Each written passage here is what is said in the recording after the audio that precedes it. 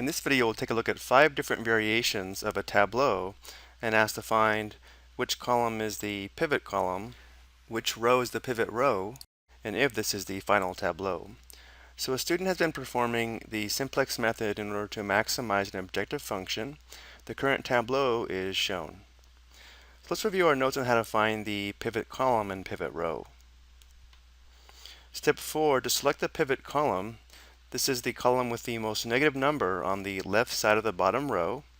And if all the numbers on the bottom row are non-negative, we're actually done. So we first select the pivot column based upon the most negative number on the left in the bottom row. And then 5, to select the pivot row, we divide each entry in the constant column, the last column on the right, by the corresponding positive entry in the pivot column. The smallest positive ratio indicates the pivot row, and the pivot is the element or entry in the pivot column and pivot row. So going back to our example, we begin by analyzing the bottom row. We're looking for the most negative number on the left, which is the number that's the most left on the number line. Notice how that would be -7.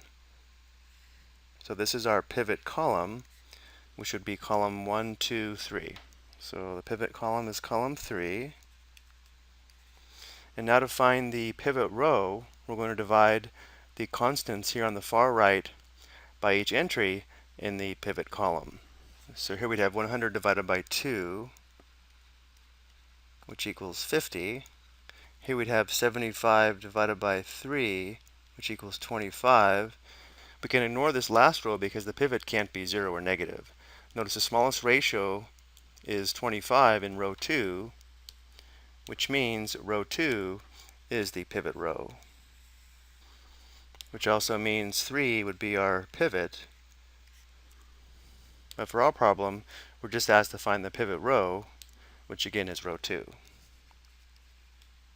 The third question, is this the final tableau? Well, the answer is no. The final tableau is when all the entries in this third row are positive, so the answer will be no. We need to continue pivot operations, which means we'd use row operations to make the pivot equal to 1 and the remaining entries in the pivot column equal to 0. Let's look at our next example.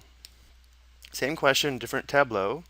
So we begin by analyzing the bottom row to determine the pivot column. We're looking for the most negative entry, which is -8. So this is the pivot column, which is column 2. And now we'll find the pivot row by taking the constants on the far right and dividing by the positive entries in the pivot column. Well, notice here 375 divided by 0 is undefined, and the pivot has to be positive, so we can ignore this row. Looking at the second row, we'd have 175 divided by 2, which equals 87.5. Pivot can't be negative, so we can also ignore the third row. So row 2 is our pivot row. So because row 2 is the pivot row, again, it doesn't ask, but this would be the pivot. So this is not the final tableau. Once again, the answer is no. We need to continue pivot operations. Let's look at our next example. Again, we're analyzing the bottom row here. The most negative entry is -10, so our pivot column is this column here, which is column 1, 2, 3.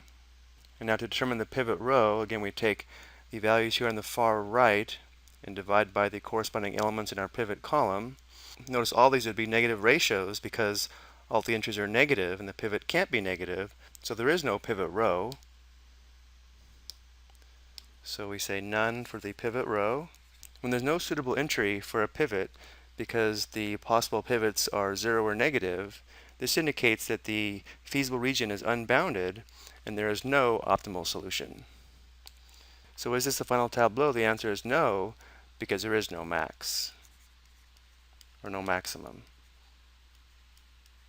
Again, because the feasible region is unbounded. Next, again, analyzing this last row, the most negative entry is -5. So this would be our pivot column, which is column 3.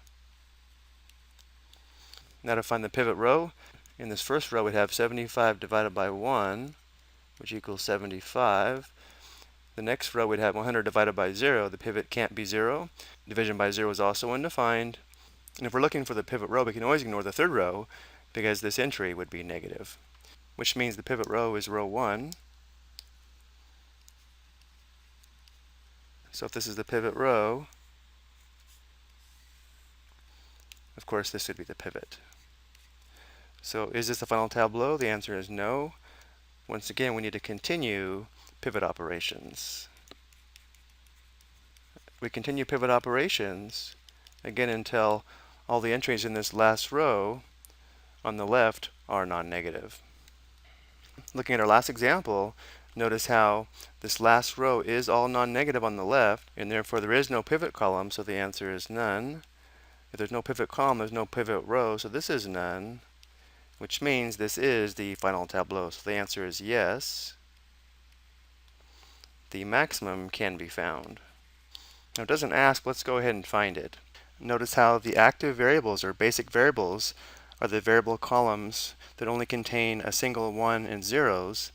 So the active variables are s sub 1, s sub 2, and p. They're also labeled here on the far left. So we can read the values of these variables straight from the table. Notice that p, our objective function, equals 75 when s sub 1 equals 100 and s sub 2 equals 25. Remember, the non-basic variables, or inactive variables, x sub 1 and x sub 2, would be equal to 0. So we'll say yes, the maximum can be found. The maximum is 75. I hope you found this helpful.